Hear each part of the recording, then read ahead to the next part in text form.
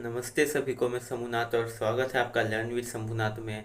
तो आज हमने पढ़ा था द एज ऑफ रिवॉल्यूशन का। अभी हम बात करते हैं romantic imagination and national feeling का।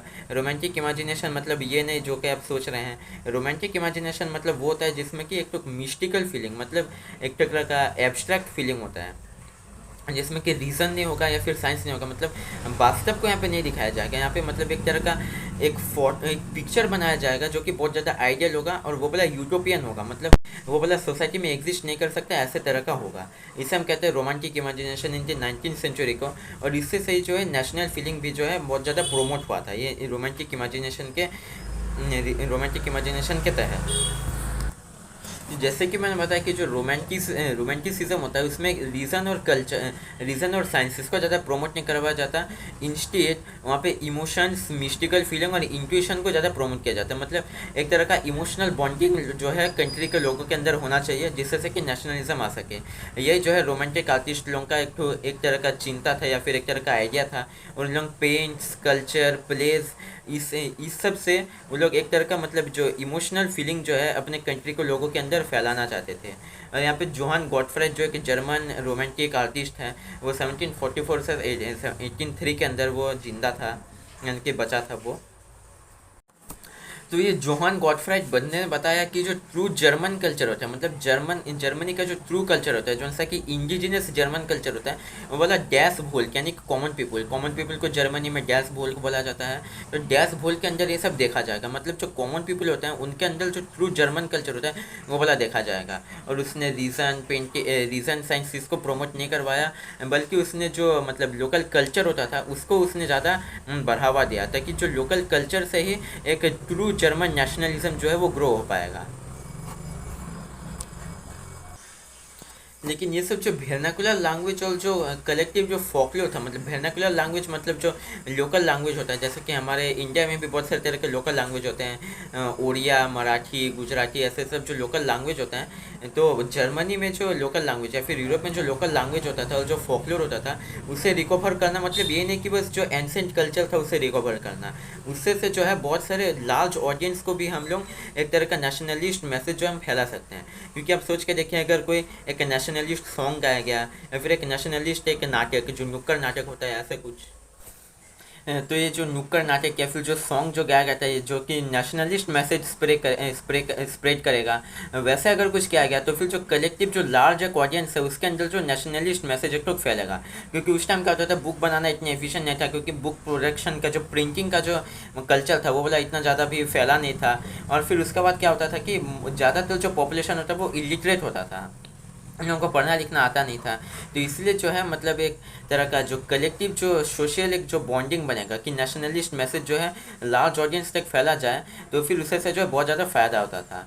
और यहाँ पे वर्नाकुलर लैंग्वेज और आपका लोकल फोकलोर को जो है ज़्यादा मतलब बढ़ावा दिया गया था। क्योंकि उस टाइम क्या होता था, जो बड़े बड़े पावर्स लोग होते थे जैसे कि रशिया, प्रूशिया, इन लोग जिन रीजन्स को इन लोग कैप्चर करते थे, वहाँ पे इन लोग खुद का कल्चर को इन लोग इम्पोज करना चाहते थे, खुद का कल्चर को इन लोग ज़बरदस्ती थोप देना चाहते थे। तो इसके बदले में उन जो लोकल लोगों ने क्या किया कि उन लोग अपना खुद का कल्चर, अपना खुद के ट्रेडिशन को जो है इन लोग बुक्स, प्ले, सॉन्ग्स और नेशनलिस्ट मैसेज को द्वारा फैलाने लगे। जैसे कि आपके पोलैंड का एग्जाम्पल दिया गया, जिसे कि रशिया ने कैप्चर किया था। मतलब आपके 1815 के बाद जो अरेंजमेंट बनाया गया था उसमें रशिया को जो है पोलैंड का पार्टी दिया गया था।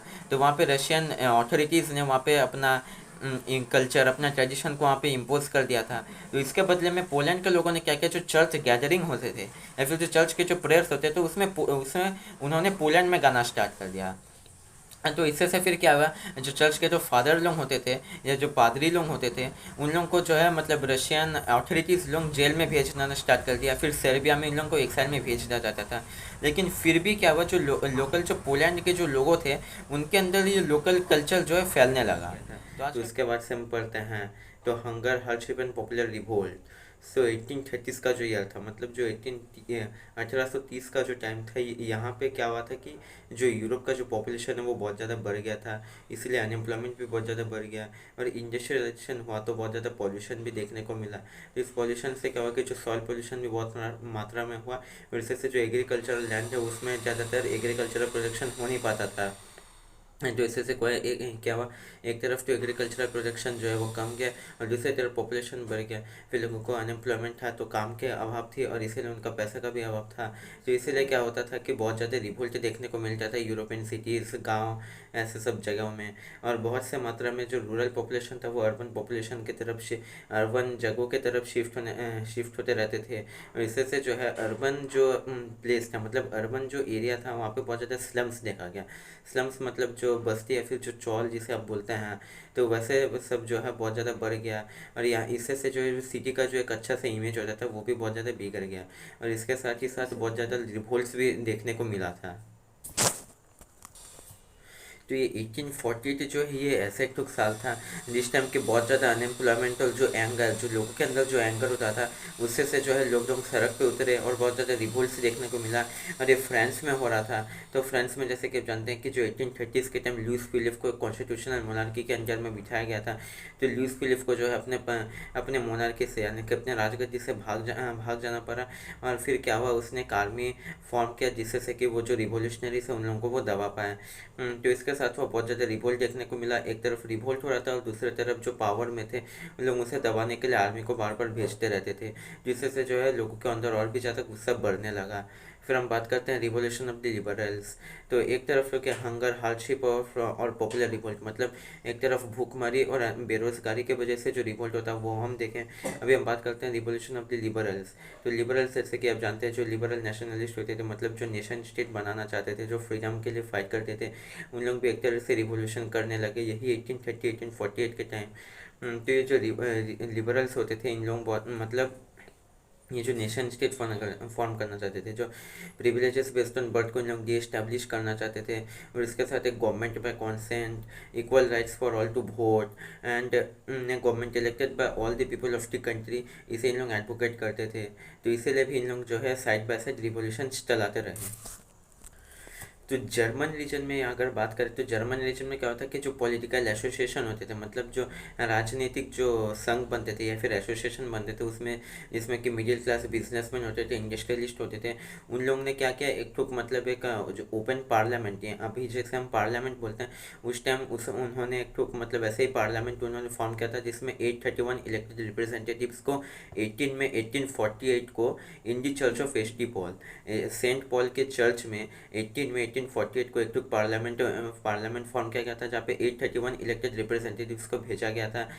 तो उस पार्लियामेंट में उन्होंने डेमोक्रेटिकली मतलब उनको डेमोक्रेटिकली इलेक्ट किया जाता है और वो पूरे डेमोक्रेटिक प्रोसेस से वो पार्लियामेंट चलाने का कोशिश किए थे। लेकिन इसमें प्रॉब्लम क्या था कि यहाँ पे वुमेन यानी कि फीमेल्स लोगों को जगह नहीं मिला था। उन लोगों को बस एक गैलरी में खड़े रह के सब कुछ देखने का ही हक दिया गया था।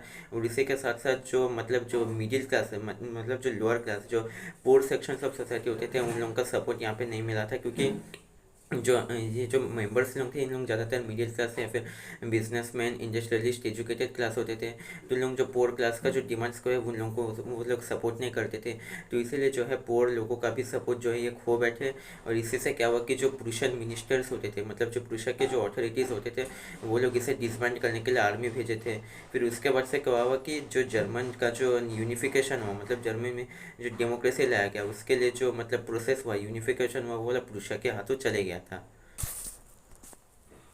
तो ये सब जो क्या हुआ कि जो बार बार जो रिवॉल्यूशन होता था उसे दबा दिया जाता था, फिर रिवॉल्यूशन होता था उसे दबा दिया जाता था। तो इससे से कॉन्जर्वेटिव्स को एक सीख मिला कि ये जो साइकिल जो ऑफ रिवॉल्यूशन होता था, मतलब ये जो रिवॉल्यूशन का जो साइकिल चल रहा है, इसे हमें पूरे परमानेंटली स्टॉप करने के लिए हमें जो कॉन्सेप्ट जो लिबरल्स होते थे उन लोगों का भी डिमांड्स को थोड़ा बहुत सुनना पड़ेगा। तो ये इसी के लिए उन्होंने क्या किया कि जो वेस्टर्न यूरोप में जो चेंजेस आए थे, जैसे कि शेर्फडॉम जो बॉन्डेड लेबर को एबोलिश कर दिया गया था, उसे ईस्टर्न और सेंट्रल यूरोप में भी लागू करवाया गया था। और फिर जो हंगेरी जो ऑटोमन एम्पायर या फिर हैब्सबर्ग एम्पायर के अंदर जिन लोग जो स्टेट्स लोग आते थे उन लोगों को ज़्यादा से ज़्यादा ऑटोनॉमी दिया गया, यानी कि सेल्फ इंडिपेंडेंट पावर दिया गया। तो आज का ये वीडियो यहीं पे ख़त्म करते हैं, मिलते हैं अगले वीडियो में, तब तक के लिए धन्यवाद।